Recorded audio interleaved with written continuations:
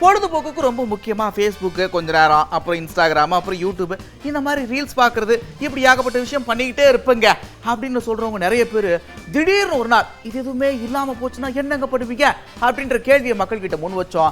அதுக்கு அவங்க பதில சொல்லியிருக்கிறாங்க.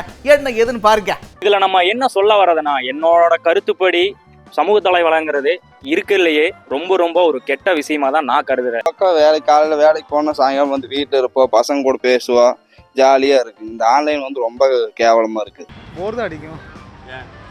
ஏன்னா உலகமே அதான் இயங்குது. நிம்மதியாக தான் இருக்கும். மக்களுக்கு ரொம்ப பெனிஃபிட்டே அது மட்டும்தான். ஆமாம், பெண்கள் கெட்டு போகிற காரணம் ஒன்று, ஆண்கள் கெட்டு போகிற காரணம் ஒன்று, வாட்ஸ்அப்பில் கெட்ட கெட்ட செய்திகள் வர்றது ஒன்று, நிறைய இதெல்லாம் இருக்குது அதிலுடையது. நம்ம சமூக வலைதளங்கள்னு பார்த்தீங்கன்னா நம்மளுக்கு வந்து உபயோகமாக தான் இருக்குது. காலையில் நம்ம வந்து எந்திரிச்சதுலேருந்து நைட்டு வரைக்குமே நம்ம செல் இல்லாமல் சமூக வலைதளம் இல்லாமல் நம்ம வந்து பயணிக்கவே முடியாது. நம்ம எந்த ஃபேஸ்புக்கும் நோண்ட வேண்டியதில்லை, எது தேவையில்லை. வந்து நம்ம நிம்மதியாக வந்து உடம்பு ஆரோக்கியம் வந்து தன் வேலையை உண்டு கொண்டு இருப்பாங்க. வந்து அதாவது உலகமே அதான் பொழுதுபோக்காக வச்சுட்டு இருக்குது.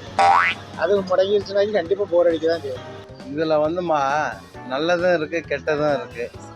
இதை வந்து பார்த்தீங்கன்னா அது எடுத்துக்க வகையில் தான் இருக்குது. பொழுதுபோக்காகவும் இருக்கும், சில இது நல்லதும் இருக்கும், கெட்டதும் இருக்கும். அதை நம்ம மக்கள் எடுத்துக்கிற முறைகள் இருக்குது. உடனே நிம்மதியாக தான் இருக்கும். அதை யாரும் மக்கள் ஏற்றுக்க மாட்டாங்களே. பாதி பேர் எனக்கு வாட்ஸ்அப் வேணுங்கிறாங்க, பாதி பேர் அது வேணும் இது வேணும் சொல்கிறாங்க.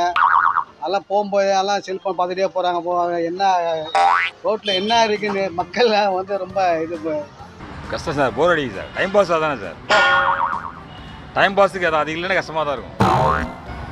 எனக்கு நிம்மதியாக தான், எந்த தொந்தரவும் இருக்காது.